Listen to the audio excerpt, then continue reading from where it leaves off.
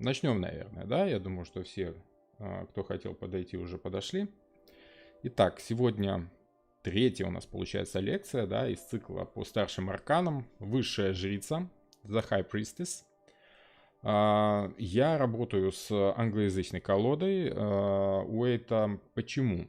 Я уже говорил в предыдущих лекциях, что английское значение слова и русский перевод зачастую имеет несколько разные оттенки. Это очень хорошо, очень четко видно в карте, например, влюбленные, да, либо любовники. Вот заметьте, уже есть такая как бы двусмысленность в переводе карты. С одной стороны влюбленные, с другой стороны любовники. Конечно, это больше влюбленные, нежели любовники, хотя на русский язык очень часто влюбленных переводят и как любовников. Но заметьте, слово любовники имеет такой несколько негативный оттенок в русском языке. В английском языке такого оттенка нет. The lovers — это два человека, которые любят друг друга. Там нет никаких двусмысленностей. В этом плане, конечно, лучше взять источник, да, лучше взять авторскую символику, скажем так. Собственно, с высшей жрицей там нет таких двусмысленностей. The High Priestess — это и значит высшая жрица, либо верховная жрица, что по сути у нас одно и то же считается. Тут нет никаких намеков на то, что она где-то там витает в облаках, хотя я видел и такие трактовки карт, но это уже, я считаю, отсебятина. The High Priestess, ну и значит высшая жрица, либо верховная жрица, тут уже как кому нравится. Мне как-то больше нравится высшая жрица, потому так и озвучиваю ее. Значит, сегодня пройдемся по описанию Уэйта, да, что там у нас, собственно, что хотел сказать автор. Посмотрим символику самой карты, да, что на ней самой изображено, кроме того, что хотел сказать автор, собственно, что он там рисовал.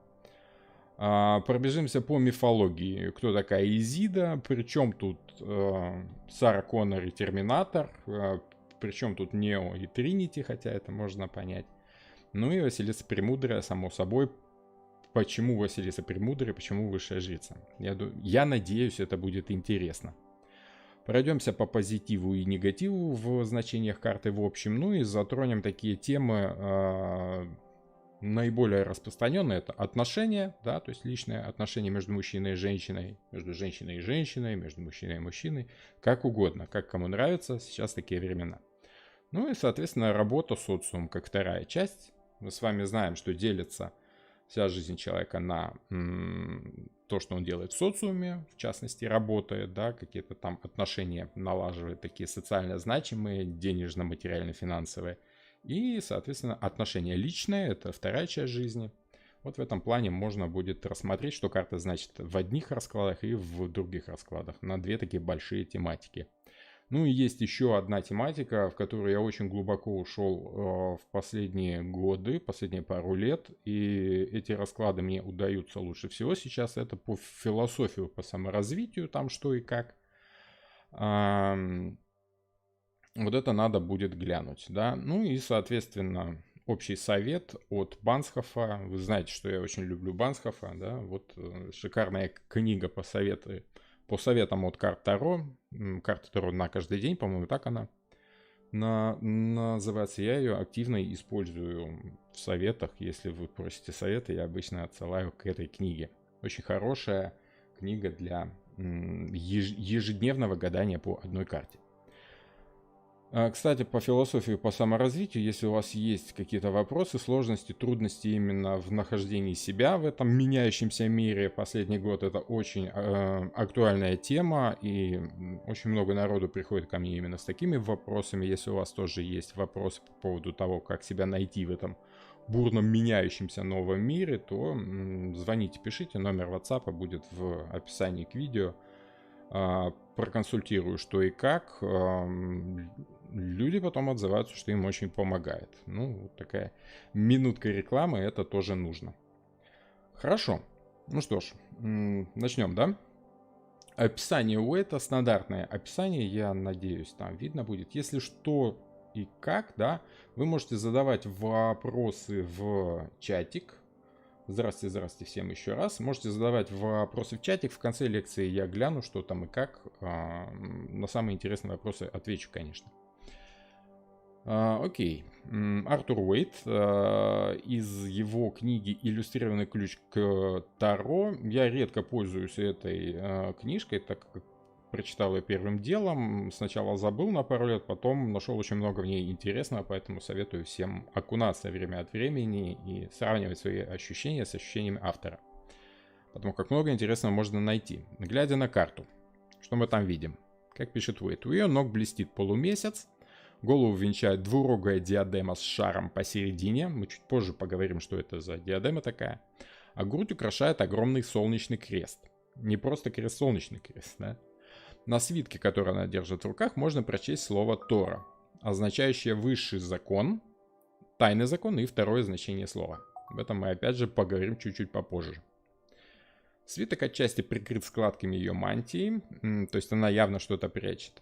Что как бы намекая на то, что некоторые вещи лишь подразумеваются, но не говорятся в открытую. Вот это очень важное ощущение в этой карте. Высшая жрица, она молчит. Она намекает, она подсказывает, но такими полунамеками, как бы, да, подразумевает только, но не говорит в открытую. Загадочность, таинственность. Окей. Восседает между двух колонн, белой и черной, с буквами J и B, то есть это Иоахим и Боаз. Колонну входа в мистический храм, завеса которого видна за ее спиной. На завесе там у нас что? У нас плоды граната. Это очень такой интересный символ, часто встречающийся в античной мифологии. Одеяния жрицы струятся вдоль ее фигуры прозрачными волнами, а мантия излучает мерцающий свет. Все это намек на воду, на вдохновение и на Луну, как, скажем так, если мы берем Солнце и Луну, Солнце это активный символ, Луна это скорее такой пассивный, скрытый, полускрытый символ. Ее именуют оккультной наукой на пороге святилища Исиды. Собственно, про Исиду мы с вами чуть попозже поговорим. А оккультная наука, почему оккультная? Потому что оккультизм — это и есть скрытое тайное знание. Собственно, вот вам воплоти символ оккультности, символ оккультной науки. Причем, заметьте, науки не просто оккультности, но и как бы разумного подхода к этому оккультизму. Однако, в действительности, это тайная церковь, дом Господа и человека. Дальше идет некое перечисление христианской символики, но я в это вдаваться не буду, потому как если уже в это лезть, то там будет столько всего, что мы с вами вовек это не раскопаем. Уэйт был очень религиозным человеком из религиозной семьи, поэтому у него очень большое значение придается христианской символике. И Кабале в том числе. В каком-то смысле это и сама Небесная Матерь, Сирич ее яркое отражение. Именно в этом значении отражения заключен подлинный и высший символический смысл ее имени Шекина, то есть двойственное величие. О Шекине тоже поговорим чуть-чуть позже. Согласно учению Каббалы, Шекина присутствует и вверху, и внизу, в мире горнем, то есть вышнем. Она именуется Бина, это вселенский разум. В мире дольнем это Малкут. В данном случае ее следует понимать как благословенное царство. Причем источником его благословения является слава Господня. Вот. В общем, о чем тут в общем и целом идет речь? Давайте, собственно, мы и пойдем с вами по символике. Мы с вами запомнили насчет Шекины, насчет, если уж берем Кабалу, то Бина и Малкут. Давайте более серьезно посмотрим, что это такое. Итак, по символике. Как я уже сказал, жрица хранит тайну. Что такое Шекина? Если мы берем, допустим, еврейскую энциклопедию Баргауза и Ефрона, то это божественное величие, божественная святость, Божий промысел, Святой Дух, слава Бога, слава Господня. То есть присутствие, ощущение божественности в моменты, когда человек осуществляет некую ритуальную деятельность. Шхина или шехина, то есть на иврите это присутствие, пребывание, проживание, то есть присутствие в данный момент сейчас, здесь, в мире материальном. В иудаизме и кабале это термин, обозначающий присутствие Бога, воспринимаемый и в физическом аспекте. В основном термин употреблялся в контексте описания святых Скинии и Иерусалимского храма и определялся как ощущение присутствия божественной силы. Что это значит? Это значит, что когда вы, либо вот в данном случае древние иудеи осуществляли некий ритуал, на них снисходила благодать. Вот можно сказать, что это благодать, если так уж совсем условно, хотя благодать это в целом только ощущение. Шхина или шехина это скорее понимание чего-то в момент снисхождения этой благодати, да, то есть это не просто знание, это не просто инсайт, как в магии у нас было, да, на прошлой лекции. Маг это когда тебе в голову падает готовая идея. А вот шехина, это когда ты чувствуешь, ты узнаешь что-то давным-давно тебе понятное, что-то подсознательное, когда ты сравниваешь две вещи и понимаешь, что ага, тут есть взаимосвязь, которую нельзя объяснить, но на которую можно ссылаться. Что-то похожее. И вот это ощущение похожести, взаимосвязи всего в мире, всего в природе и воспринималось, да и воспринимается сейчас как божественное присутствие. То есть ты понимаешь, что все не зря, все имеет свой смысл, все как-то так вот связывается в одно какими-то невидимыми путями. И когда ты чувствуешь эти пути, ты вот получаешь ощущение присутствия чего-то высшего, божественного. Это и есть высшая жрица. Высшие жрицы, они что делали? Они вдыхали, ну, допустим, пифии, да, в Древней Греции. Они вдыхали ароматы благовоний и дым определенный, да, приводили себя таким образом в состояние измененного сознания и напрямую как-то подсоединялись к источнику тайных знаний. Да, то есть та самая Тора, скрытое тайное знание, вот та завеса, которая отделяет мир материальный от мира потустороннего, от входа в какое-то хранилище такой информации, да.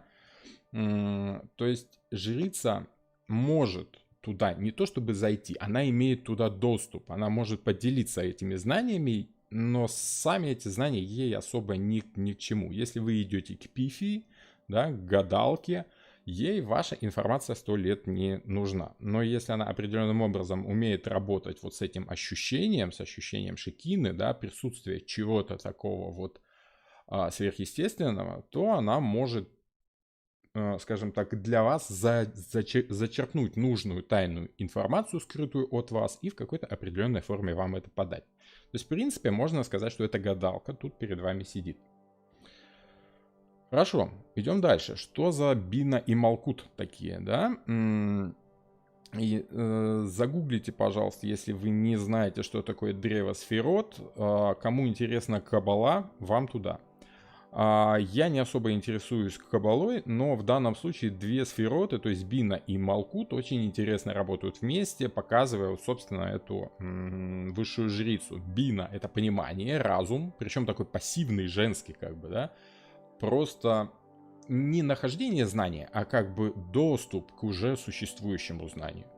И, собственно, Малкут — это царство, то есть пребывание, существование, присутствие. Самая нижняя часть Малкут является, собственно, нашим материальным миром. То есть, работая в паре, Бина и Малкут, они как бы осуществляют приход информации из некоего всеобщего хранилища в наш материальный мир. То есть можно облечь это знание в какие-то слова и передать другому человеку, жаждущему, страждущему. Вот. Я понимаю, что те, кто очень хорошо знают Каббалу, сейчас могут меня вот за такое грубоватое объяснение забросать тапками, но я не каббалист, знаю о Каббале не так много, как хотелось бы. Вот, но, по крайней мере, вот такие вещи можно чувствовать именно таким узнаванием, именно вот этим, тем самым присутствием, о котором я вам сейчас и говорю. То есть чувствуешь вот эту взаимосвязь, чувствуешь похожесть, есть узнавание, значит, высшую жрицу вы уже чувствуете. Хорошо, по поводу Торы, очень интересная тема, почему она прячет именно Тору, отчего это не просто свиток со знаниями, да, а вот какая-то именно Тора. Потому что такое Тора? В самом широком смысле Торой называют совокупность иудейского традиционного закона и подразделяют его на письменную Тору, и на устную Тору. Что такое письменная и устная Тора? Хотя и устную Тору тоже вроде как записали сейчас. Я не очень глубоко владею этим вопросом, так как не отношусь к иудаизму, только черпаю оттуда что-то интересное. Собственно, текст Торы, а также ее истинный смысл достаточно труден для понимания. И те, кто знаком хоть чуть-чуть с этим, знают, что толкователи Торы проводят долгие годы в объяснении текста. Там на самом деле очень крутой, очень многосмысленный, скажем так, текст, да, для его понимания вот не то чтобы нужен ключ, нужно вот это вот то самое ощущение, какого-то узнавания, божественного присутствия чего-то в этом самом тексте. На протяжении веков мудрецы пытались комментировать отдельное ее положение для остальных людей, у кого, для тех, кто не умеет вызывать у себя вот это ощущение узнавания, да, это на самом деле очень сложное ощущение. По данным традиции, Моисей на горе Синай вместе с письменной Торой получил и устную Тору, которая раскрывает ее глубинный, скрытый смысл. Дополняет письменную и объясняет то, что там недосказано. То есть это сделано таким образом, я уж не знаю, специально это сделано, либо само собой так вышло, я склоняюсь ко второму варианту.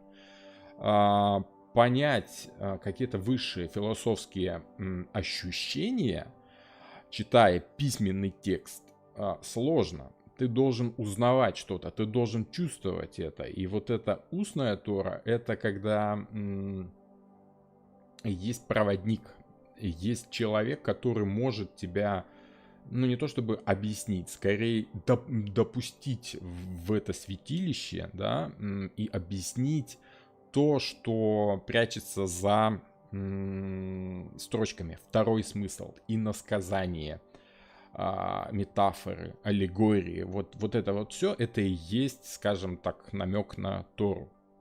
Поэтому еще раз, высшая жрица, она не говорит напрямую, она как бы делится знаниями, да, но делает это в иносказательной форме. Если вы помните ту же самую матрицу, Нео, его визит к Пифии, вот Пифия не говорила четко, да, она так, ну вот как бы да, но не то чтобы да, сам узнаешь чуть попозже, в общем вот такое. Вот это вот такое иносказание, ну это если совсем уже так грубо плоско, да. Боас и Яхим. Очень важная, очень интересная тема. Боас и Яхим — это два столба. В традиции это медные, латунные, либо бронзовые столбы. Почему они именно медные, латунные, либо бронзовые, то есть металлические? В то время металл — это было самое крепкое, что можно было использовать в строительстве. Не было бетона, не было вот керамогранита и прочего всего такого, да, было дерево, камень и металл. Вот металлические эти столбы от того, что это основа всего, они нерушимые. В принципе, ну, согласно Библии, они стояли в преддверии храма Соломона, это первый храм в Иерусалиме. Буквально переводится с иврита как Боас, в нем сила, то есть намек на силу, на некое воздействие, действие, да, активность, можно сказать. Если совсем уже плоско, то это Ян, да, мужское воздействие, мужской принцип воздействия на реальность. И Яхин, он утвердит. Он утвердит, это значит, он закрепит, будет нерушимо, недвижимо. Принцип нерушимости и неизменяемости. Это женский принцип, это принцип инь, да, то есть вот можно сказать, что черные и белые столбы это инь и ян, но инь и ян на такой, на европейский иудейский манер, да. В самом деле один столб говорит нам о том, что все течет, все меняется. Второй столб нам говорит о том, что противоположность этого — это не недвижимость и неизменяемость. И наша материальная жизнь и состоит, в принципе, из перекрещения двух этих столбов, где что-то пытается в мире измениться, а что-то пытается остаться неизменным. И вот взаимодействие двух этих сил, в принципе, является причиной всех проблем в нашей жизни, так скажем. Ну, если так, опять же, грубо, плоско и так очень примитивно. Плоды граната находятся в плетеной корзине, которые стояли на каждой из капителей этих столбов. И заметьте, если мы берем, к примеру, алхимическую символику Боаза и Яхима, то Яхим — это солнце, активная мужская символика, лунная символика — это Боаз. Да, то есть темная, черная, неизменная, давайте ничего менять не будем, вот как есть, так и хорошо. Ну и, собственно, этот самый Яхин — это давайте сделаем лучше, давайте изменим, давайте вперед-вперед, надо же что-то делать, чего ждать у моря, погоды и прочее. То есть и не Ян. Я думаю, это вы узнали. Хорошо. Ну и, собственно, если мы берем масонию, да, тут такая красивая масонская тарелочка, я бы, конечно, хотел ее себе в коллекцию, но я думаю, что она стоит сумасшедшую кучу денег. У масонов северная колонна символизирует разрушение, первозданный хаос, южное — созидание, упорядоченность, систему и внутреннюю взаимосвязь. То есть, ну, вот те самые Земля и космос, хаос, амбер, да, как в английском, инь и ян, если брать восточников. То есть, вот эта штука. О чем это говорит? Это говорит нам о том, что верховная жрица, она, по сути, чувствует разницу двух противоположных вещей. Крошка сын пришел к отцу и спросила Кроха, что такое хорошо, что такое плохо, да, какие-то примитивные начальные ощущения. Хорошо и плохо, черное и белое, вверх, вниз, слева, право, мужское и женское, начало, конец, прошлое, будущее. То есть дуальность этого мира объединяет в себе весь мир. Мы начинаем из хаоса и заканчиваем системой, да. В самом начале наших лекций карты для вас были полным хаосом, сейчас как бы они мало-помалу начинают потихонечку выстраиваться в какую-то систему. Вот это движение от одного полюса к другому, плюс и минус. Как это будет работать на практическом значении карт, мы с вами чуть-чуть позже, опять же, обратим наше внимание. Хорошо, Бина Малкут я уже сказал, Шекина тоже. Ангх считается, ну раз уж мы с вами говорим о том, что высшая жрица это Исида, с чего я взял, что это Исида? Ну, во-первых, два рога и круг посередине, диск, да, это явный намек на Изиду, потому как в египетской мифологии в таком головном уборе рисовали именно Изиду. Да, еще раньше Хатхор, по-моему, я уж не помню, как звали богиню, с которой ее потом стали отождествлять, но это солнечный диск и два рога священной коровы. Собственно, почему Анг является ключом жизни и ключом Нила? Потому как это символ вечной жизни, бессмертия души. Символика жизни — это сам крест, да, пересечение двух противоположностей, мужское и женское, черное и белое, вот эта дуальность мира. Есть теория, что крест как раз и значит вот взаимодействие двух этих противоположно разнонаправленных ощущений, понятий, движений, да, и, собственно, в пересечении двух этих полюсов и ощущается вся наша жизнь. А вот петелька, кружок, который присутствует в Ангхе сверху, это тот же самый Ураборос, о котором у нас шла речь на прошлой лекции в рассказе о карте Маг. Вот эта повторяемость этой жизни и рассматривалась как ключ жизни, да. То есть даже древние египтяне, ну как даже, они не первыми были, кто привел теорию о том, что жизнь, она вечная, она повторяется, да. Вот есть теория, что этот ключ к жизни является тайным символом того, что наша жизнь, она является повторяемой, она по кругу вертится, и мы каждый раз сталкиваемся с одними и теми же проблемами по мере своего развития. Собственно, это магический символ мудрости, обретенный в результате инициации, ключ к тайному знанию, сила и власть. Но такая сила и власть как бы закопанная глубоко внутрь. теоретическая сила, не осуществляемая напрямую, как в маге, да, вот он просто что-то делает. Высшая жрица хранит эту силу, потенцию, то есть, в принципе, любое слово высшей жрицы может привести к тому, что впоследствии начнется что-то невообразимое, да, будет являться таким спусковым крючком. Она как бы работает провокатором всего того, что происходит в мире, выдавая дозами информацию в материальный мир из мира запредельного, так скажем. Можно вспомнить Елену прекрасную, да, из-за которой начались Троянские войны. И, в принципе, есть такое видение, да, что все проблемы нашего мира от женщин, потому как мужчины хотят перед женщинами как-то себя показать, и если бы женщин не было, то и мужчины бы ничего не делали, валялись бы просто на диване, растили бы пузо. Да, ну, опять же, такая смешная теория, но, тем не менее, в картах это намеки на это есть.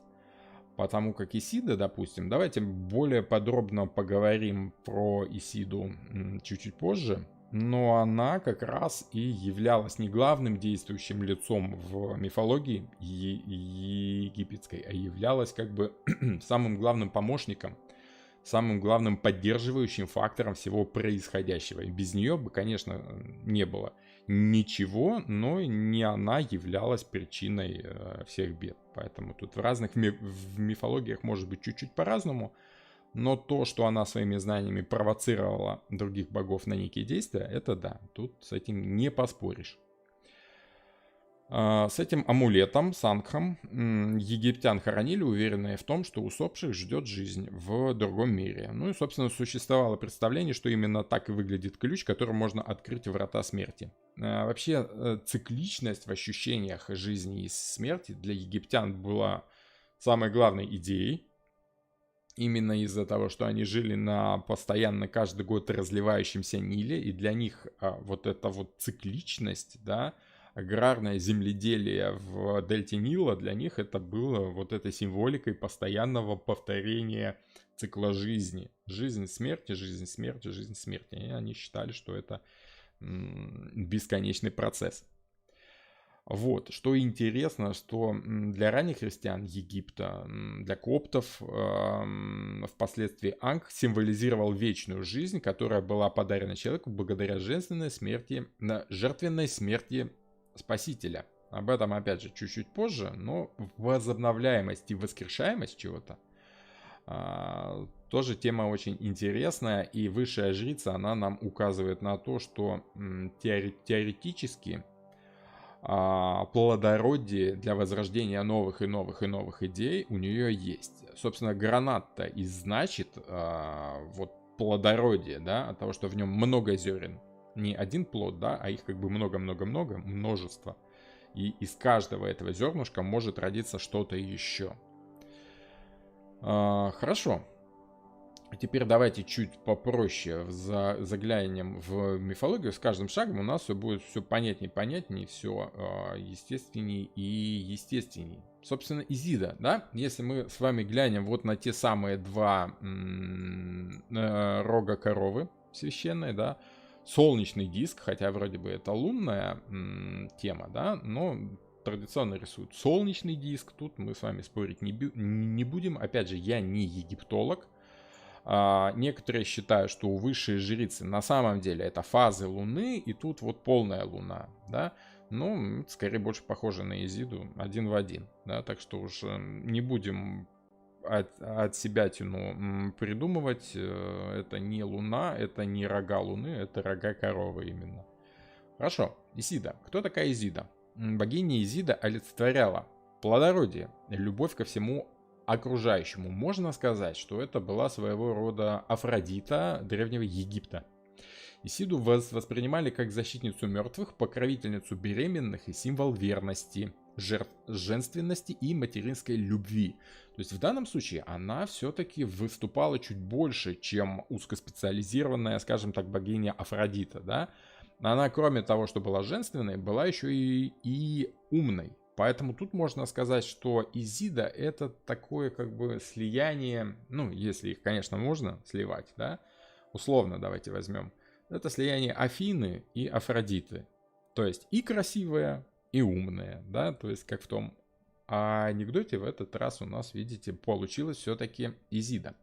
Будучи богиней магии, как Афина, да, она отображала смерть, исцеление и рождение. Исида использовала свои магические знания и связь с природой, чтобы помогать другим. Причем буквальное значение ее имени трон Исида, да, у египтян значит не просто трон, да, а вот именно кто-то, кто стоит у трона, та, что стоит у трона, да, на троне сидит фараон, либо главный бог, да, Осирис. И вот Исида как раз и была его женой. И там был очень интересный, красивый миф о том, что его брат Сет, ну, соответственно, у нас есть два бога. Светлый, хороший бог Осирис и злой, такой жадный, завистливый бог Сет. Решил убить Осириса не просто так, а по причине, так как Осирис в свое время переспал с женой Сета Нефтидой, да? А Нефтида после этого родила Анубиса, вот тот самый бог мертвых, да, с головой шакала. Но испугавшись гнева Сета, да, она сбежала от него и пустила Анубиса в колыбели по водам Нила, да, то есть, кстати, вот эта же идея потом и была перевоплощена в мифе о Моисее, да, то есть, в принципе, уже тема знакомая. Исида, однако... ну, собственно, как Сет убил Осириса? Осириса убить было не так просто, потому как Осирис все-таки главный, самый лучший светлый бог, да, и умирать он просто не мог умереть. У него не было такой опции, да.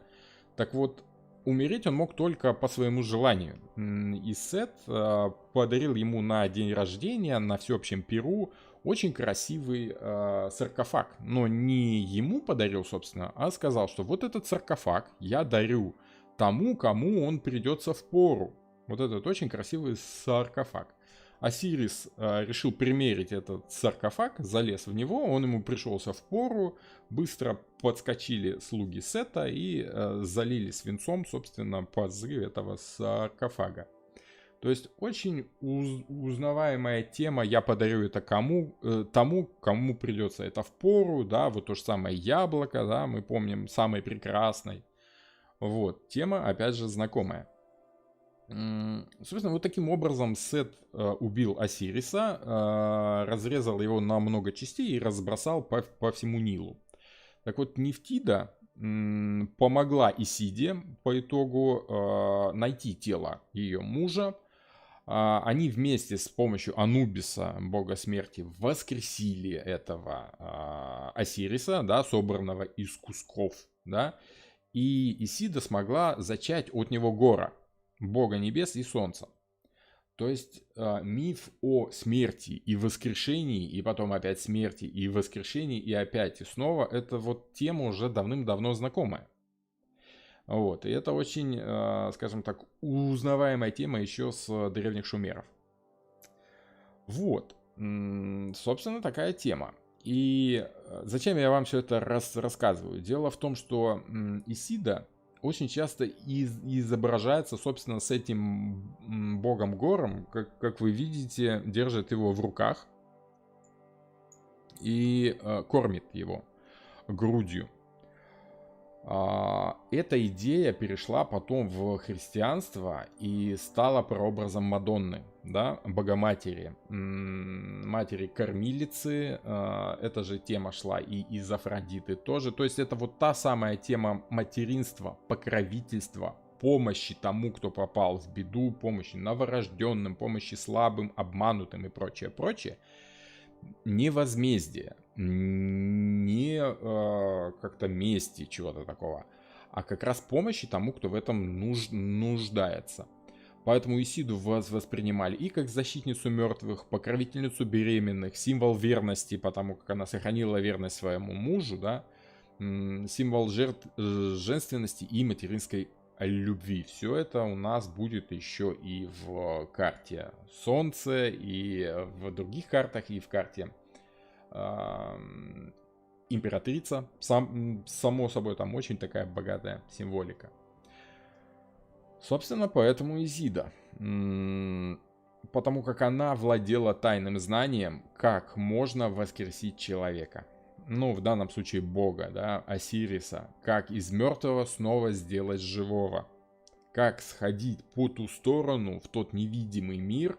И мало того, что вернуть оттуда кого-то, хотя на некоторое время, но тем не менее сделать это. И сделать это успешно даже до той меры, что рождается что-то новое, да, новый бог.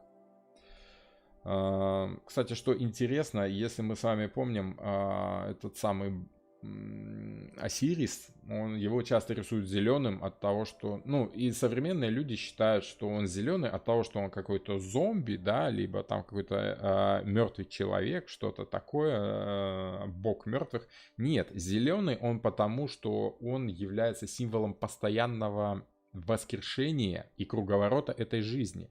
Зеленый он потому, что это цвет травы, которая росла каждый раз на берегах Нила после разлива этой реки. Плодородной, той, которая может принести, собственно, как Изида, новую жизнь, новое начало. Что-то умершее, зерно, закопанное в землю, может дать новый зеленый росток, если его оплодотворить, скажем так, благородным илом. Что-то взять из глубины, вынести наверх, и из этого может родиться жизнь. Вот такая тема с этой Изидой, она такая очень как бы двусмысленно непрямая, но сама карта это вся об этом, о недосказанности, о недопонятости, об ощущениях на кончиках пальцев, знаете, да, вот я вот сейчас пойму, о чем эта карта. Вы никогда не поймете полностью карты Таро, просто потому что основной принцип их действия это таинственность, загадочность и черпание информации из того хранилища, где ее безбрежное количество, и узнавать вы можете только вот на уровне узнавания. Не прямого знания, а вот узнавания. Догадаться, гадать. Собственно, картами гадают, угадывают значения, а не знают напрямую. Окей. У нас сложилась традиция находить какие-то соответствия мифологические скажем так, в русских сказках. Василиса Премудрая. Причем тут жаба, да? Ну как жаба? Лягушка, царевна лягушка, само собой. Потому что если мы с вами вспомним, Василиса, ну, во-первых, в переводе с греческого это жена царя, либо царица, царственная, да? То есть, в принципе, царствовал-то король, царь, да? Царица, она как бы при нем была, при троне. Номер 2. Поэтому можно сказать, ну это натяжка такая чуть-чуть, но тем не менее Василиса это именно жена царя. Не царица, а ну, жена царя, я бы сказал. Героиня русских волшебных сказок. Ее главными чертами являются верность, заботливость и решимость. Узнаваемо, да, вот верность, по поводу верности. Так, кто стоит при троне, так, кто верна трону. В большинстве сказок героиня это дочь морского царя, там Мария Маревна ее часто звали, либо Мария Искусница, Елена Премудрая, Елена Прекрасная, либо Царь-Девица. Как правило, это дочь морского царя, либо кого-то вот таинственного, загадочного, могущественного, дочь некого хтонического божества, либо персонажа, такого темного, страшного, наделенная мудростью и способностью превращения. Да? Мы с вами помним, что Елена Премудрая, либо Василиса Прекрасная, да, пусть будет Премудрая, да, она, собственно, была взята из болота, да, лягушкой, и она хранила тайну. Она могла менять свой облик из страшного в прекрасный, да, то есть две крайности, черный и белый.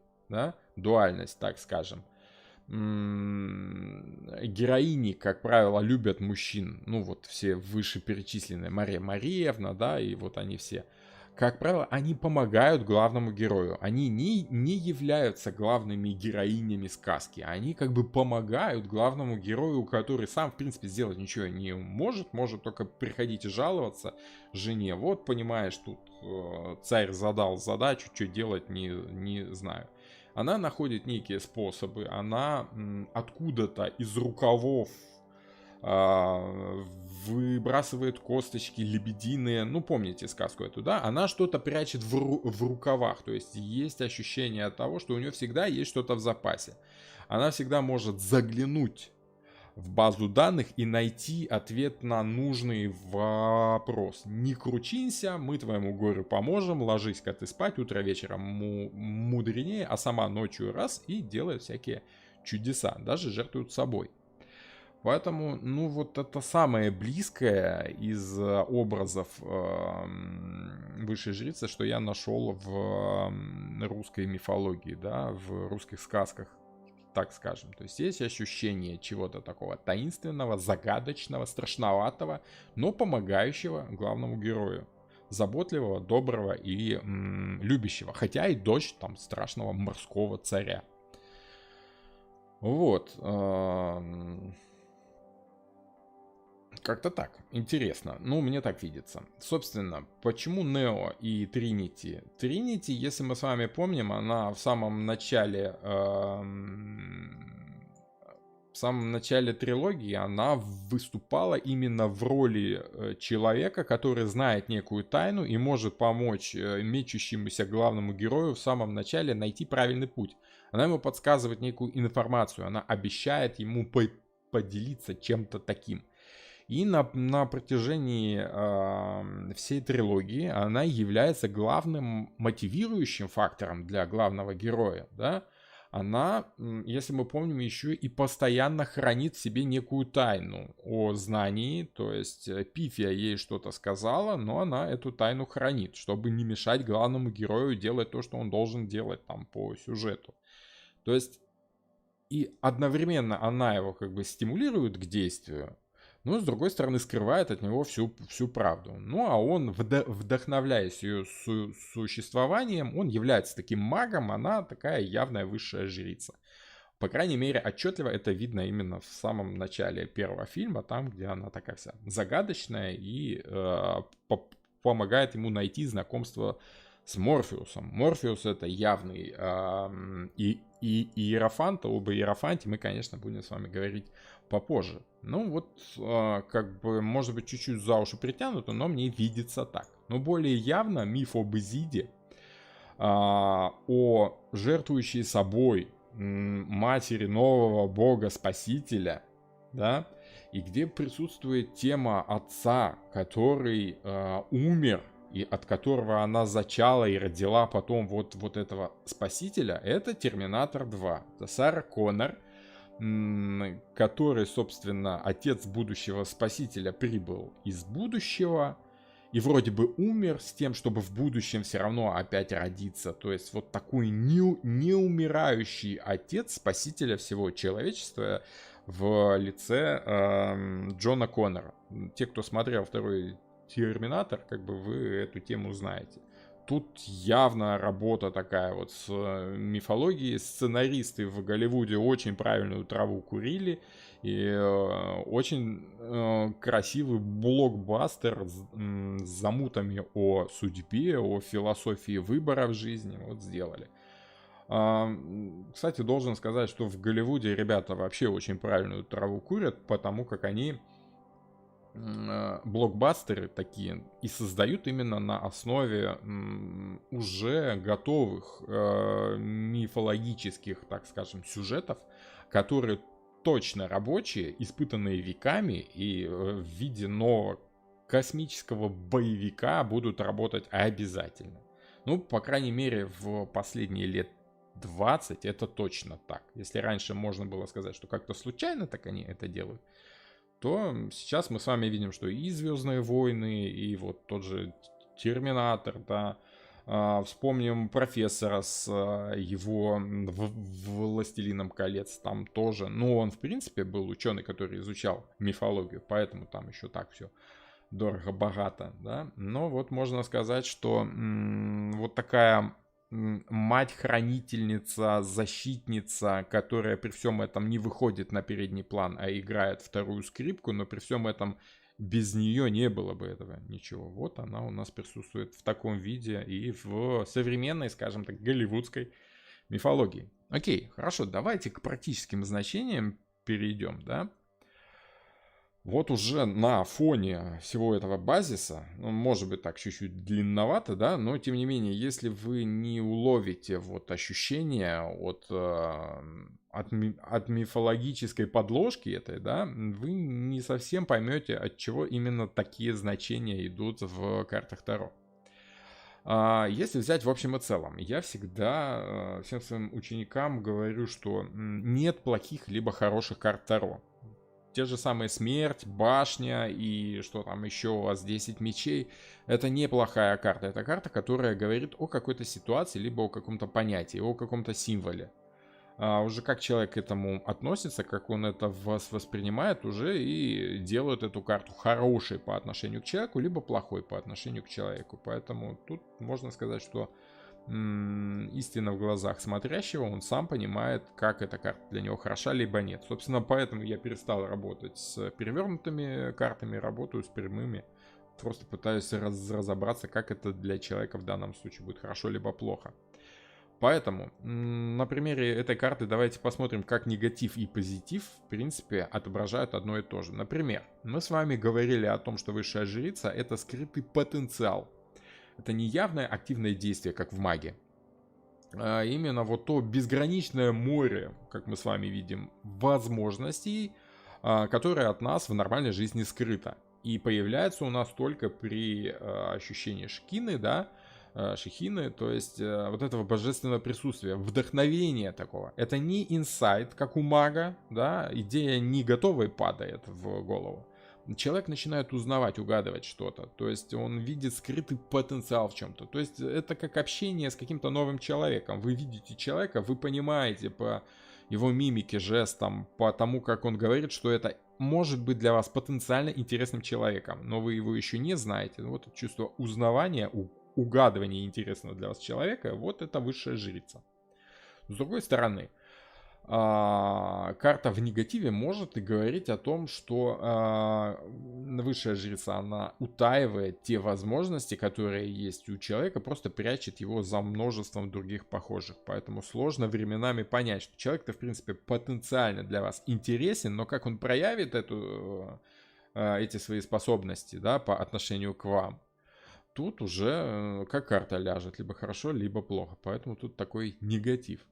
Если говорить про интуитивность, то это как бы да, само собой это положительное значение этой карты. Когда выпадает в раскладах карта на вопрос, на что стоит полагаться, можно сказать, что на интуитивность. Если в перевернутом значении, то сильный уход в интуитивность — это всегда перевешивание в сторону интуиции в ущерб разумности, в ущерб разуму. Поэтому перевернутая карта может указывать на отрицание этой самой разумности и попытки просто угадать без работы мозга, скажем так, на интуиции. Работать должно все в балансе. Разум и интуиция должны работать вместе в паре. По поводу принятия альтернативы. Тут черные и белые столбы, да, либо так, либо так. То есть высшая жрица не чурается принять чужую точку зрения, рассмотреть и свою, и чужую. Нахождение истины, в конце концов, это принятие всех плюсов и минусов, да. Отношения между двумя людьми, к примеру, это то, что говорит мужчина, и то, что говорит женщина. Это не только то, как женщина видит отношения, но и не только то, что мужчина там рассказывает в курилке знакомым, да. Это скорее то, что они вместе делают, и есть вот этот черный и белый столб, вот вместе есть истина. Истина — это сочетание точек зрения, скажем так. Но точки зрения — это какие-то крайние точки зрения на проблему. Поэтому перевернутая карта очень часто из принятия альтернативы другой точки зрения, да, из попыток стать на чужую сторону, на чужую точку зрения, очень часто уходит в крайности. Вот, все мужики козлы, да, все бабы дуры. Пожалуйста, крайние точки зрения, вот, очень часто вот это то, что ты там себе думаешь, а то, что я себе думаю, это моя точка зрения, и я ее буду отстаивать. Перевернутая карта часто указывает на это, на нежелание что-то менять, на желание отстаивать только свою там белую точку зрения. Вот. Отчего и говорят, что это она такая вся в белом пальто, а вокруг все ошибаются. Хорошо. Загадочность. Высшая жрица явно что-то прячет, явно скрывает. Это мы уже с вами поняли, да? И это хорошо. Загадочность — это то, что интересно мужчинам в женщине. Да? Мы с вами знаем, например, что полная обнаженка мужчине не так интересна, как женщина в нижнем белье. Полускрытость, полунамек — это всегда интереснее, чем открытая истина в лоб. Сразу так, да? Поэтому это то, что подстегивает интерес. Но с другой стороны, скрытность и желание спрятать что-то — это то, что мужчинам не нравится в женщинах. Да? Это вот нет, чтобы сказать толком. Сказала А, говори и Б. К чему эти намеки, да? В разборах на отношения вот очень часто эта карта может негативно отыгрываться именно как скрытность. С другой стороны, как бы, если мы берем более широко социальные какие-нибудь расклады, да, то это поиск скрытых причин. Высшая жрица копается в чем-то невидимом, да, она знает причинно-наследственные связи. Вот, эти причинно-наследственные связи не всегда можно объяснить, но тем не менее она их чувствует. И это ее сильная сторона. С другой стороны, в негативе карта может говорить о фатализме. То есть человек понимает, что есть там множественные причинно-следственные связи, да, и что бы ты ни делал, они тебя будут перевешивать, и все равно, ну, кто я такой, чтобы вот изменить весь мир так устроен, он так работает, там скрытые механизмы, теория заговора, ну, все понятно. Вот это может быть минусом. По высшей жрице очень часто люди ищут истину, да, то есть, опять же, разные точки зрения ведут к тому, что человек находит истину. Это положительное значение карты. Отрицательное — то, что это мелочность и капризность, от того, что множественные точки зрения, они способствуют тому, что человек может скакать по этим точкам зрения, менять свою позицию по любому поводу. Это минус этой карты. По поводу, допустим, эзотерики, принятие непознаваемого. Высшая жрица, она не проверяет факты, она просто верит. Можно сказать, что это вера, но не на религиозном, скажем так, поприще, да, а просто вера кому-то. Чувствование того, что раз человек так уверенно говорит, раз есть некие факты, там то слышала, здесь это слышала, в общем, все факты сходятся. Множество косвенных доказательств говорят, что, скорее всего, вот так оно и есть. Вот, поэтому, ну, если в ситуации, где вы не можете познать полностью вот это вот непознаваемое, вы просто верите, потому что, ну, это очень похоже на правду. Вот, если она ходит как утка, крякает как утка и выглядит как утка, то мы можем сделать выводы, что это утка. Хотя это бездоказательно, мало ли что там ходит и крякает. С другой стороны, уход в мистицизм — это минус этой карты, когда вы все пытаетесь спихнуть только, ну вот оно так работает, да, это вот мало ли что там как, всего ты объяснить не можешь, поэтому давай вот ты не просто мне будешь верить на слово, а будешь верить еще и в то, что все оно там обязательно как-то работает, что всегда есть теория заговора обязательно. То, что просто могут сложиться там, складываться как-то обстоятельства, поэтому, ну, вот это не так интересно, да, интереснее во что-то такое загадочное верить. Это минус этой карты. Если говорить об истине, то в паре с истиной всегда работает совесть. Вот если, ну, что такое хорошо, что такое плохо, каждый человек на глубине своей совести, на уровне своей совести сам прекрасно знает. Я очень люблю эту фразу, я не знаю, как там в той стране, откуда вы меня смотрите сейчас, но, допустим, у нас, я когда еще жил в Беларуси до Польши, там в советские времена в троллейбусах было трафаретом бухгалтерским над компостерами была надпись «Совесть — лучший контролер». То есть, что такое совесть? Человек сам знает, что такое хорошо, что такое плохо, что такое Боас и Яхим, да, что такое черное и белое. И вот это знание лежит где-то у него глубоко внутри. Нельзя человеку объяснить порой, от чего вот плохо делать. Вот плохо воровать, плохо убивать, плохо делать какие-то плохие вещи. Человек чувствует это, еще будучи ребенком. Чувствует, что вот это плохо. То, что тебе неприятно, это плохо. Этому вот черному-белому он учится с самого детства. С другой стороны, минус этой карты в том, что если человек слишком слушает совесть, то это называется критицизм. Он вдается в критику, он замечает черное там, где нет, видит соломинку в чужом глазу, не видя бревна в своем собственном. Вот это как бы негатив высшей жрицы, когда речь идет о совести. Более практично давайте по поводу отношений. Итак, по взаимоотношениям. Если выпадает эта карта в раскладе на взаимоотношения. Очень часто она говорит об эмоциональности, потому как Луна, вода, глубинное ощущение, эмоции, они идут из глубины.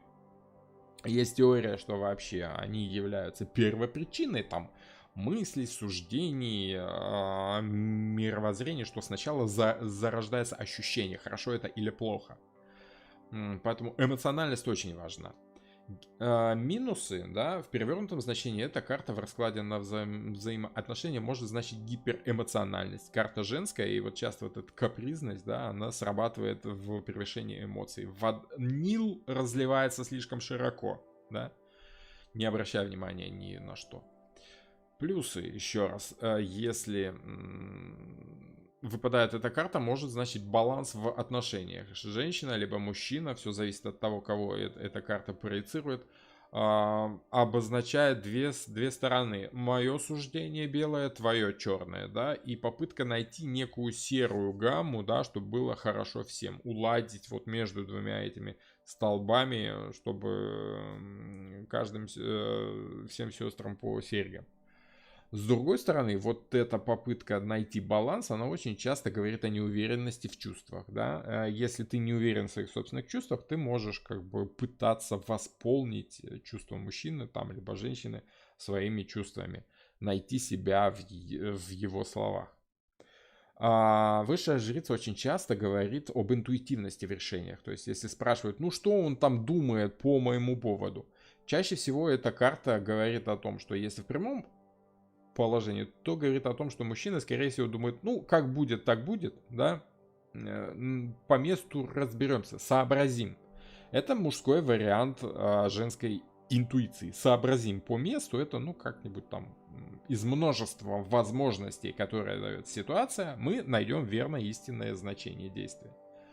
С другой стороны, если карта перевернута, то это может говорить о нелогичности в поведении человека, да, что он не головой думает, а надеется на то, что как-то, ну, логика сама вырулит, и в нужной ситуации решение отыщется само. Ну, если ты не хочешь искать логичное решение, то не факт, что оно появится само. Приспосабливаемость. Высшая жрица — это инь. Это женский вариант мага, скажем так, да, это мы подождем у моря погоды, она сидит в прямом смысле у моря, ждет удобной ситуации, чтобы включить свой потенциал по максимуму. С другой стороны, кроме приспосабливаемости, это еще и капризность. В перевернутом значении женщина не хочет что-то делать от того, что, ну, мало ли что, я тут ничего делать не хочу, вот это вот, ой, все, да, вот, это высшая жрица в перевернутом положении.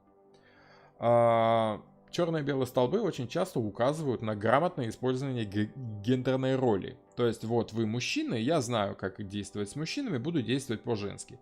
Очень часто эти варианты срабатывают от того, что мужчины в самом деле ведутся, если женщина себя ведет именно как женщина, по-женски.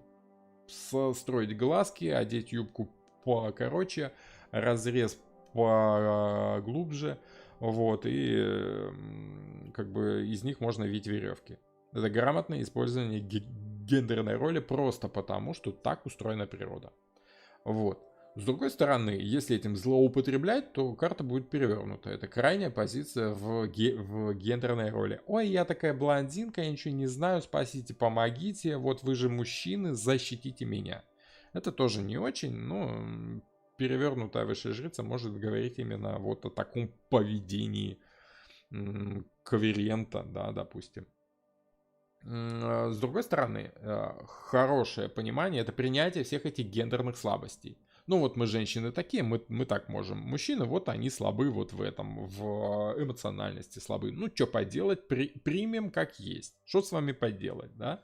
С другой стороны, крайность вот в этих гендерных слабостях уходит в сексизм. Это уже то, как я сказал, все мужики козлы, все бабы дуры, да, вот вам две крайние точки. Вот. Очень часто по перевернутой карте именно вот так вот оно и выпадает. Из хороших значений карт в личных отношениях это таинственность, загадочность, умение хранить тайны. Это то, что я сказал. Мужчины любят женщин загадочных, интересных, потенциально интересных. Да? То есть, ну, ясно, о чем речь идет.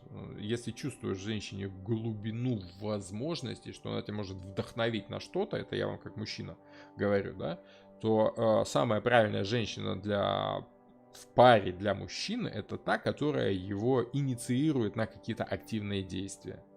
А что такое инициация на действие? Это вот покопаться в своих желаниях и выдать ему из этого хаоса своих желаний что-то вот такое, чем он вдохновится, и там вперед скакать, там завоевывать провинции.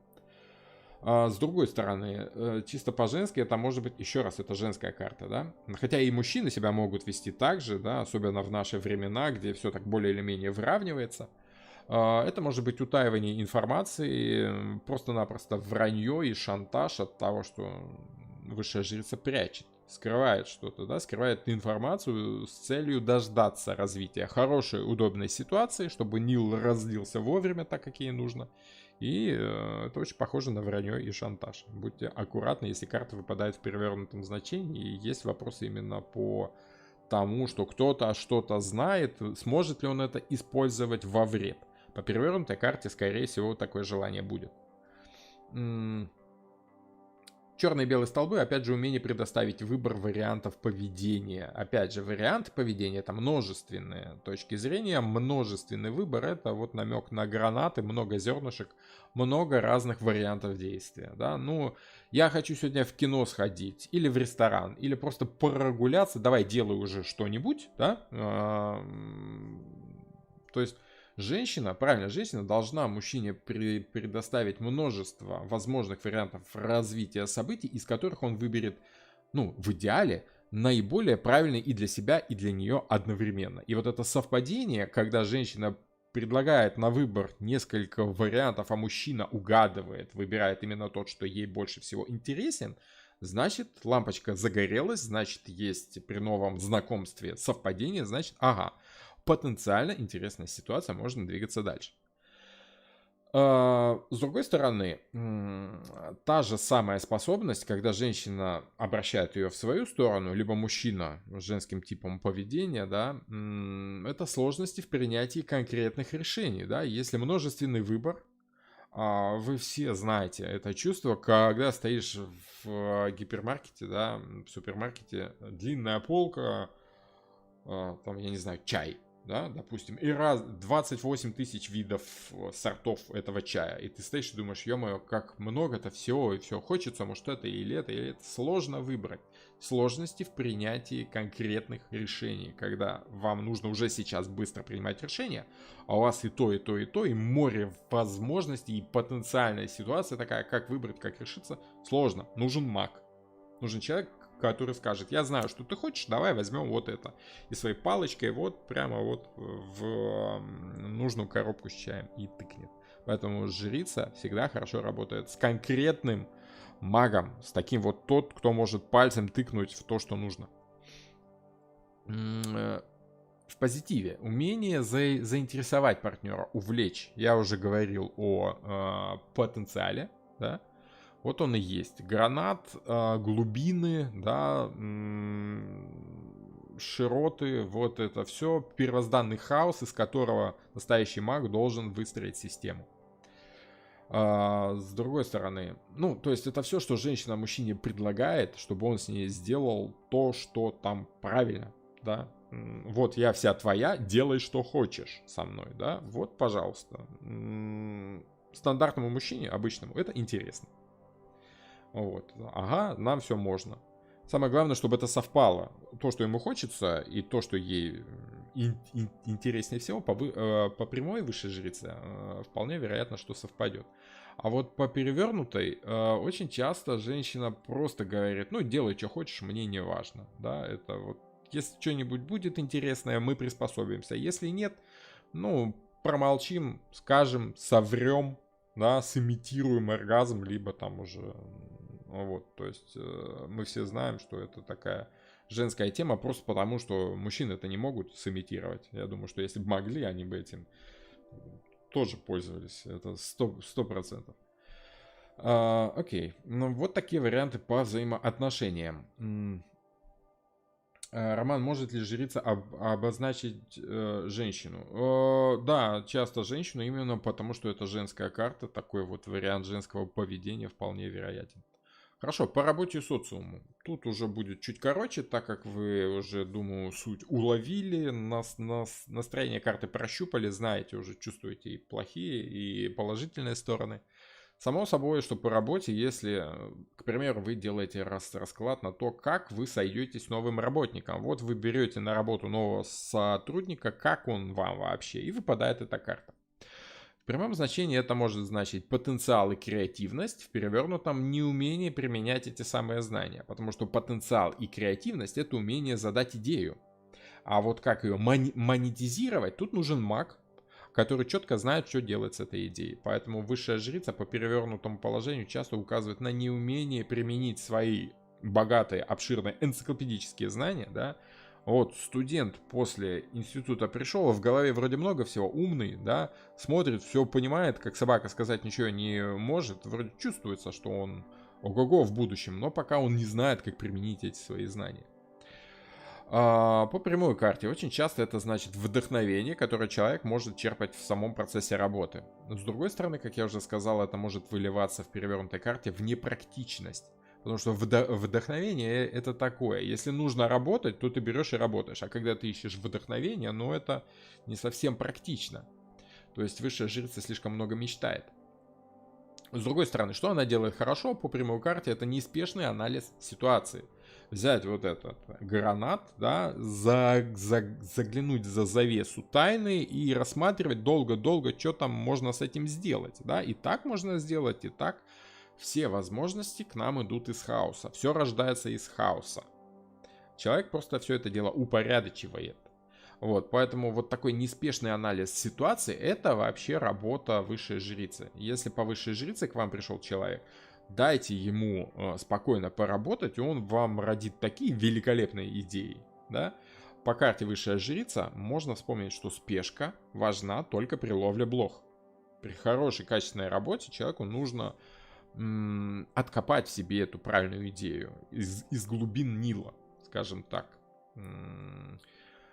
В минусе это вот необходимость создать человеку рабочую атмосферу, чтобы ему было интересненько работать, удобненько. Вот этим заморачиваются очень хорошо всякие там современные IT-компании типа Google, Amazon, там Facebook. Там в офисах этих компаний работать очень здорово. Там, ну, с работниками, как с писаной торбой, носятся, там им и холодильники, и PlayStation, и диваны, и все, что хочешь, и бассейны, и бесплатная еда, только работай, только вот твори, создавай, да, вот, это минус. Но вот, если у вас нормальная человеческая компания, а не Google, то вам с таким вот капризным миллениалом может прийтись очень сложно. То ему там стол не того цвета, то там из окна дует. Это сложно. С другой стороны, в чем они хороши? Высшие жрицы, они очень часто объективны. Они могут принять чужую точку зрения. А в работе с клиентами они хорошо понимают, что хочет клиент. С другой стороны, по минусу, да, они не могут отстоять свою правоту. Они очень часто идут на уступки, потому как, ну, раз клиенту это надо, ну, значит, мы поможем клиенту. Мы с вами помним, что высшая жрица Изида, она помощница, она помогает своему царю, богу, да, вот. А в работе кто царь и бог? Конечно, клиент. Вот. Минус этой карты в том, что очень часто они идут на уступки клиенту и потом мучаются, как же сделать то, что я ему пообещал. В чем хороша высшая жрица? Это в работе с чужими данными.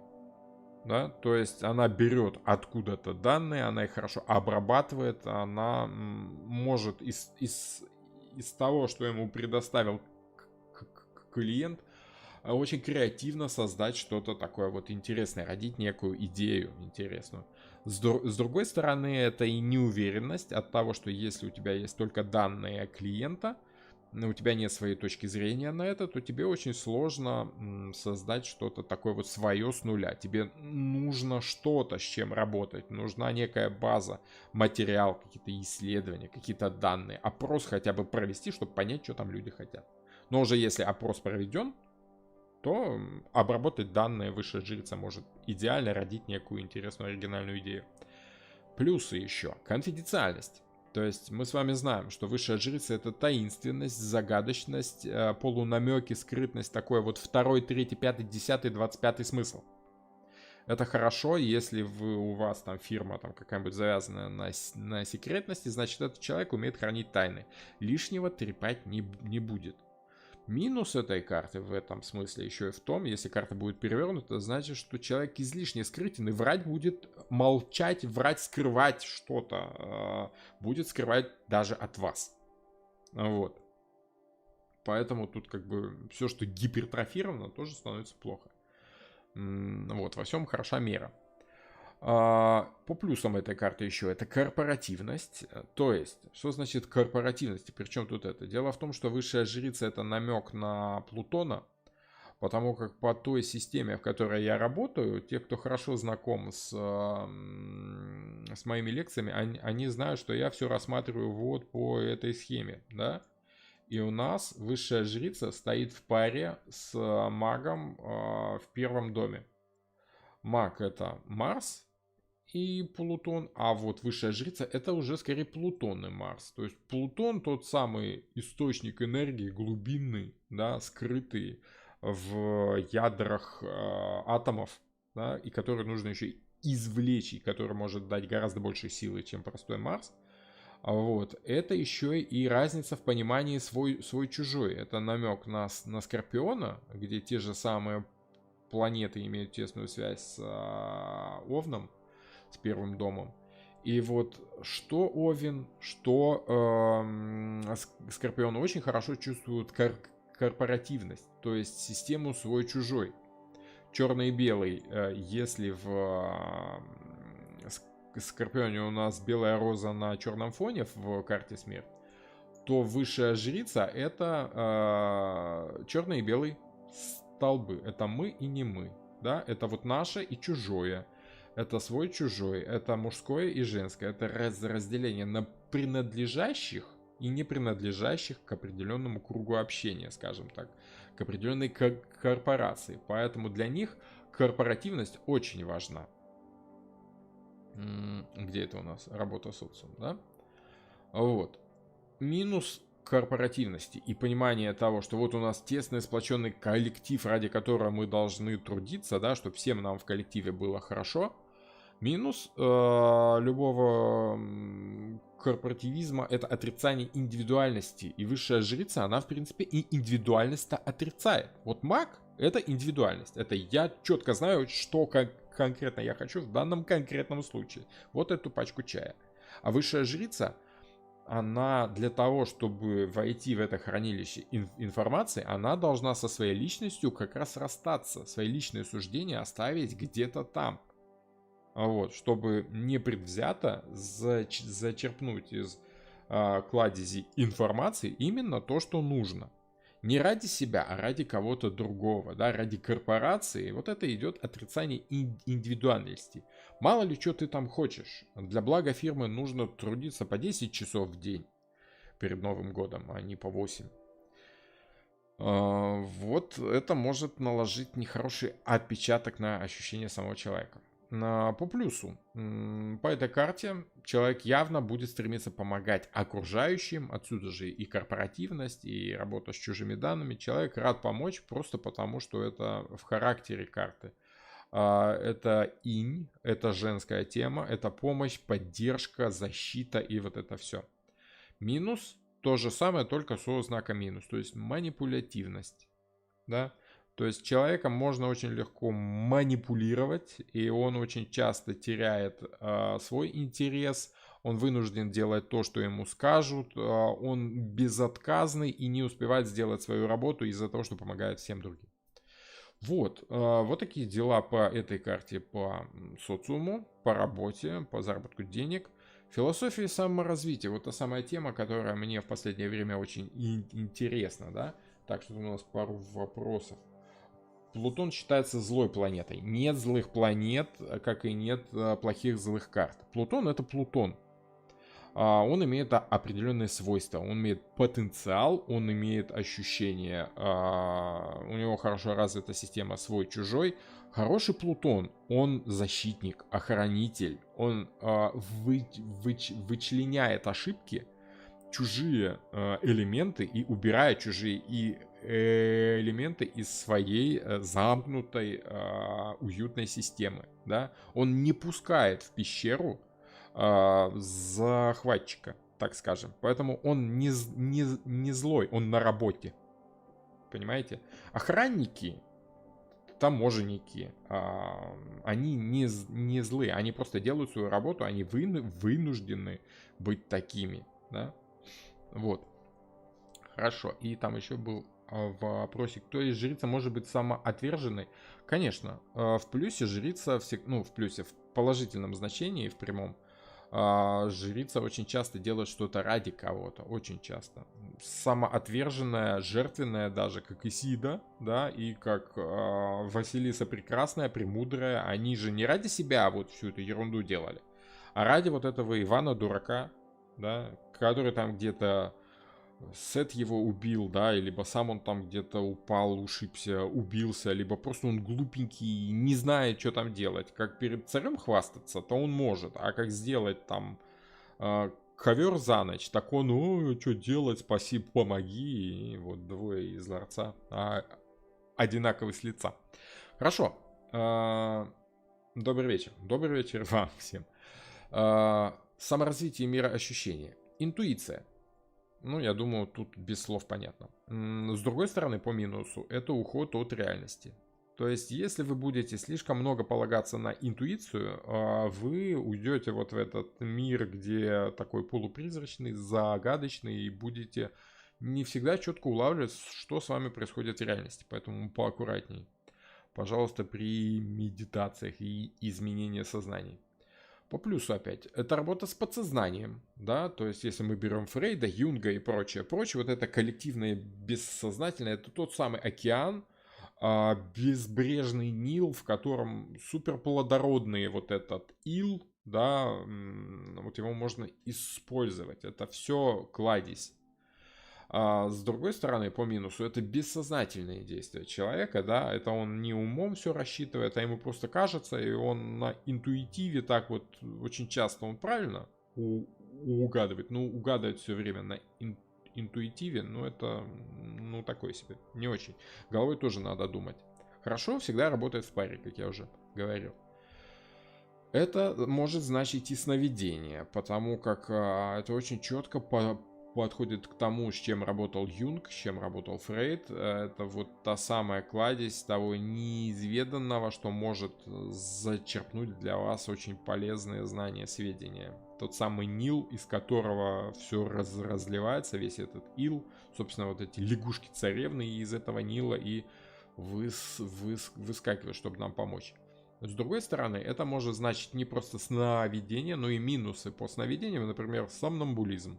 Да, очень часто в перевернутом значении эта карта может значить, что человек там ночью во сне ходит бессознательно. То есть, еще раз, высшая жрица это бессознательное.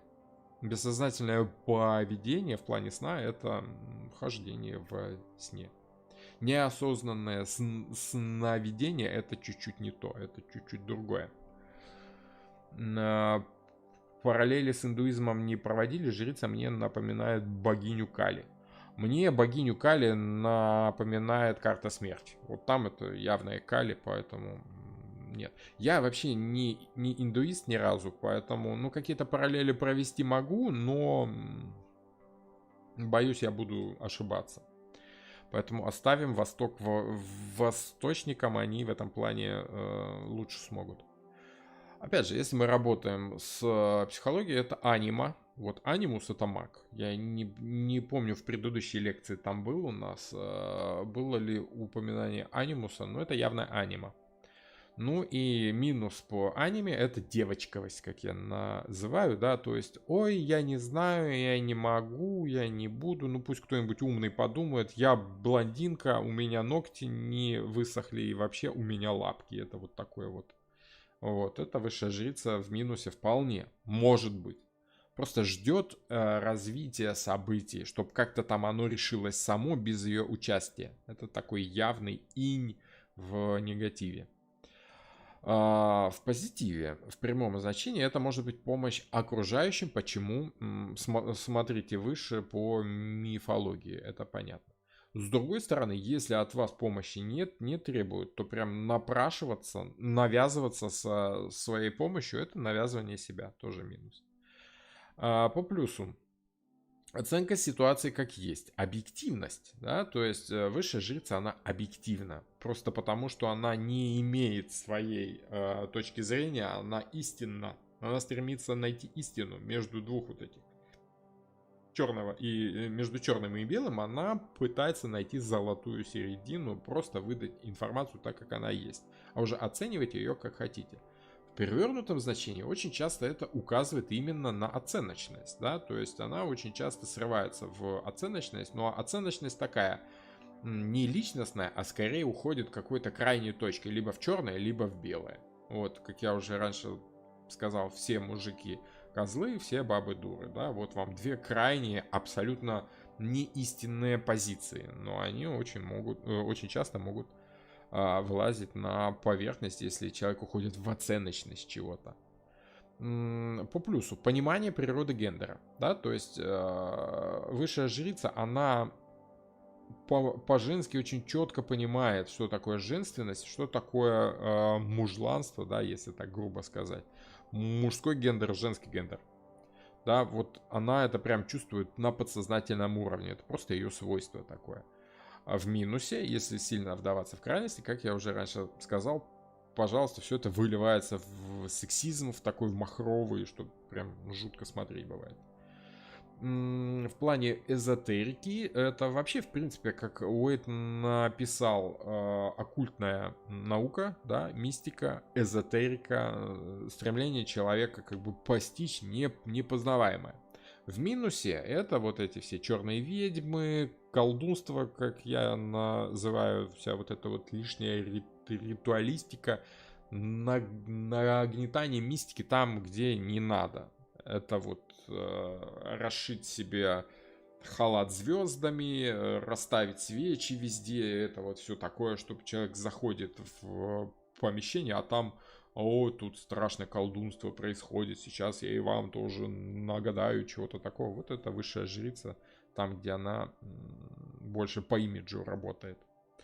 Вот такие дела пироги. То есть объяснять все только мистикой тоже не надо. В нашем мире, кроме мистики, есть еще и большой, огромный, жирный, превалирующий материальный и реальный слой.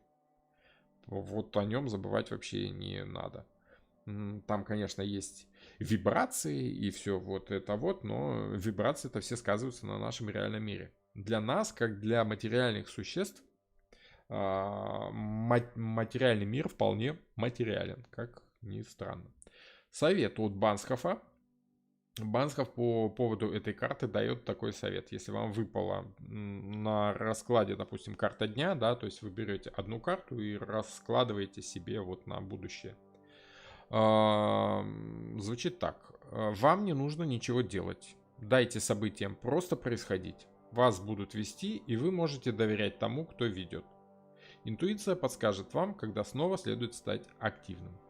То есть, в принципе, все то, о чем я говорил, да, умение дождаться нужного правильного момента, дождаться у моря погоды, это сильная сторона этой карты. Вот. Вот такие дела пироги, вот такая карта. Длинновато сегодня получилось, просто потому что, ну, очень глубокая карта, она самая загадочная в принципе из всех карт Таро, просто потому что она и значит загадочность, скрытность, таинственность, умение найти вот в этом всем что-то нужное, правильное, истинное, и таким образом как бы повлиять на человека и, ну как сказать, вдохновить его на новые свершения. Вот как-то так. Феминистка — это перевернутая жрица? Феминист тоже может быть, сексист тоже может быть. Нет, перевернутая жрица — это крайности, это уход в крайности очень часто. Просто, как правило, карты Таро, они очень часто рассматривают отношения между мужчиной и женщиной. Я так вам скажу, это 90% всех раскладов — это отношения между мужчиной и женщиной. Хотелось бы, конечно, больше рассматривать именно такие вот мотивационные, философские, образующие расклады делать. Но от проблем отношений мы с вами никуда не денемся, поэтому если рассматривать отношения мужчины и женщины, да, это может быть феминистка, если перевернуто, это может быть мужик такой сексист, да, ой, да что вы там, бабы, понимаете, такое вот все. Пожалуйста. Особенно, если он еще при этом делать ничего не хочет, как-то свою теорию доказывать, то ну, это явная высшая жрица перевернутая. Неважно, это мужчина либо женщина, это крайность в высказываниях на тему гендерной символики. Для меня это самая сложная карта бездонная. Ну да. Это такая карта, ее невозможно понять до конца, просто потому что она бесконечная. Просто потому что хаос, из которого и рождается все это, он бесконечен. Вселенная возможностей, так скажем. Гранат, в котором тысячи, миллионы, миллиарды этих вот зернышек, да, и с каждым может вырасти новое дерево.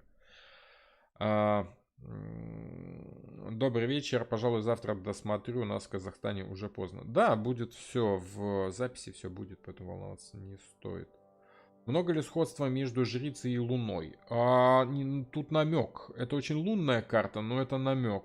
Намек на Инанну, если опять же смотреть вот эти все древние божества. Но это не Луна в прямом смысле. У нас есть отдельная карта Луны, да. Луна, она присутствует и в 4-м доме, в Раке, да, в Колеснице тоже есть Луна. Там тоже, кстати, черные и белые львы, да, вот это ощущение двойственности. Луна же, она имеет черную и белую сторону, да, ну, вернее, если, видимую и невидимую, да. Опять же, Солнце, если мы с вами помним, оно светится все время. У него нет там того, что вот эта половина светится Солнца, а это нет. А у Луны есть такая часть черная, часть белая. Вот, поэтому это намек на Луну, но по картам есть отдельная карта Луна. И вот там уже в полной мере все лунные качества есть.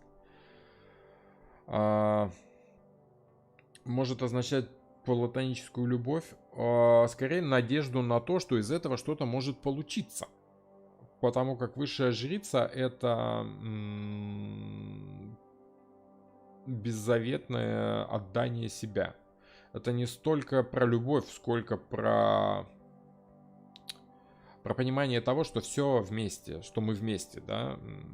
Но немногие знают в каком, да. То есть это понимание того, что мы все в одном мире, что помогая ближнему, ты помогаешь и себе тоже. Вот, поэтому, ну, в каком-то смысле не то чтобы платоническую любовь, любовь ко всему сущему, любовь ко всему, чему требуется защита, помощь, забота, да. Вот, высшая жрица, она помогает не просто потому, что ей там хочется как-то денежку на этом заработать, либо себе. Она помогает просто потому, что чувствует потребность кому-то помогать. Она стоит у трона, она Изида, стоящая у трона, помогающая там царю, королю, богу, фараону, мужу, ребенку, тому, кому помощь нужна. Вот. Вопрос да или нет, какой ответ по этой карте? Я с ответами да и нет не работаю, просто потому что нет однозначных таких ответов да или нет. В картах Таро речь идет об эмоциях. Они могут быть положительными и отрицательными. Ситуация может быть для человека положительная, но не устраивать. Да? Она может влияет на человека очень хорошо, ему может быть очень полезной, но при всем этом он может думать, что это плохая для него ситуация. Поэтому да и нет по картам Таро я бы вообще не стал гадать. Ответ да и нет очень просто получить от карт, если вы так работаете, конечно, работая с перевернутыми картами. Если выпала перевернутая карта, то скорее всего нет. Но опять же, вот очень важно вот это вот скорее всего. Потому что карты Таро это о несформированном будущем, о том, которое скорее всего с большой долей вероятности сформируется. Все к этому идет. Как вы лично относитесь к этой карте? Очень сложная карта в трактовке, потому как вот люди хотят конкретики, а эта карта не про конкретику. Она про загадочность, про таинственность, про это вот, ну я не знаю, а догадайся сам.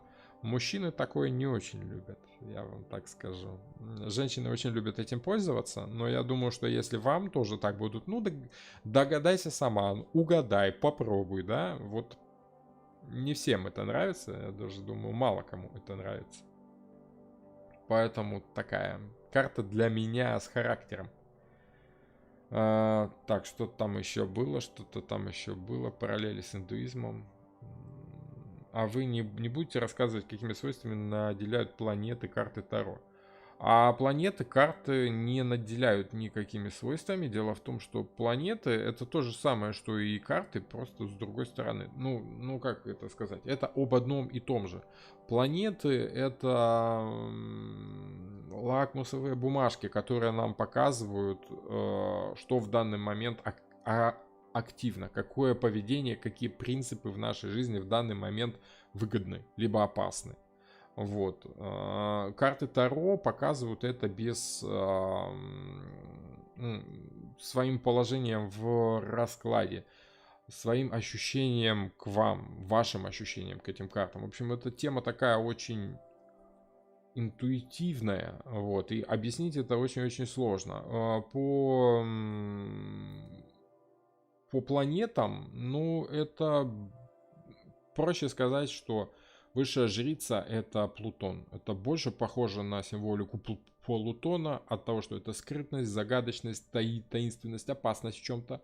Потому как скрытность это значит там может быть что-то опасное. Это система свой-чужой, это явный Плутон, да. Это вот гигантская энергия, заключенная внутри, это Плутон. Это, ну, по всем парадигмам это Плутон. Вот, такой вот очень женский, загадочный, спокойный, неспешный Плутон. В первом доме в Овне Плутон и должен быть таким. Номер 2 на второй позиции. От того, что на первую позицию он выходит в восьмом доме, в Скорпионе.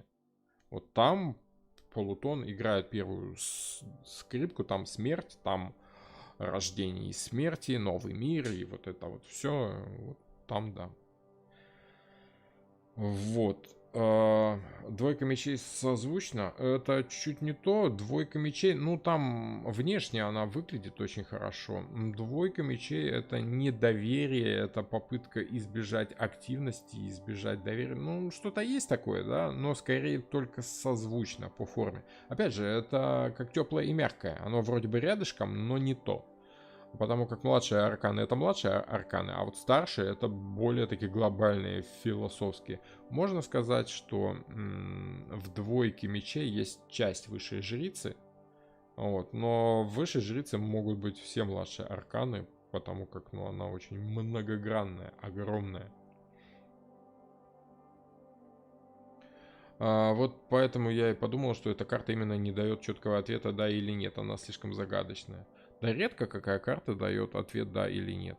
Вот, очень загадочная карта в этом плане, как колесо фортуны. Она может говорить, что ну если повезет, то да, если не повезет, то нет.